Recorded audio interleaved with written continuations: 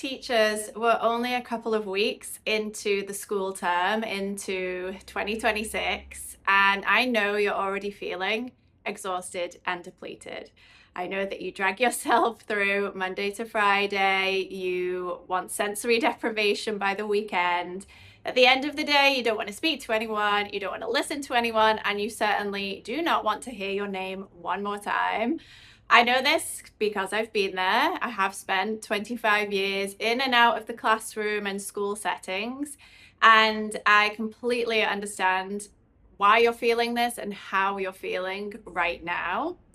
What I do see year after year in classroom settings is that it is becoming increasingly more difficult.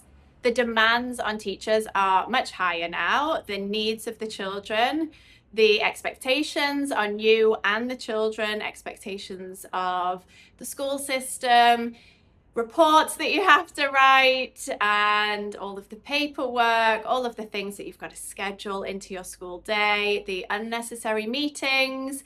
I completely see how unsustainable this is and how it's becoming more and more challenging for teachers.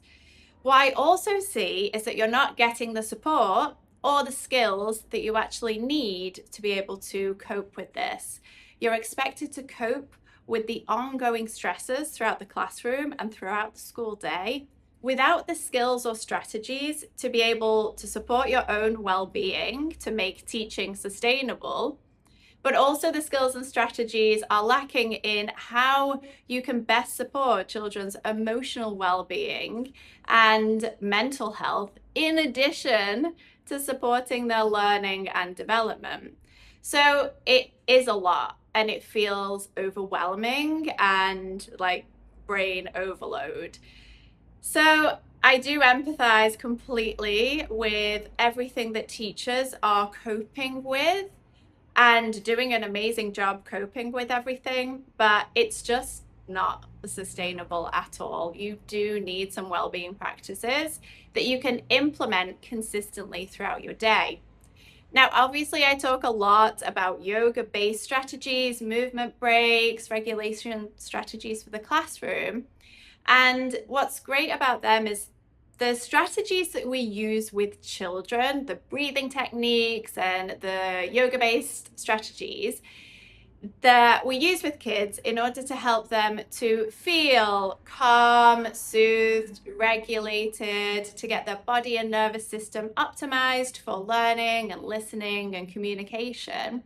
They are the same strategies that we need as teachers to feel energized, clear-minded, focused, to tap into that creativity, and to feel motivated, not just for teaching, but energized and motivated for life, so that at the end of the day, we do have this energy and enthusiasm to actually do whatever we want to do. It's not just a case of, I'm exhausted, I need to go home and sleep for the next 12 hours.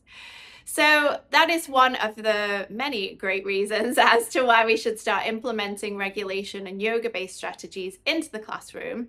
But the important thing is, when you start to implement them regularly and you learn how to do it effectively, practically in a realistic way for your classroom, it becomes very easy. You don't have to schedule it in, you don't have to set your timer to do a 5-minute brain break.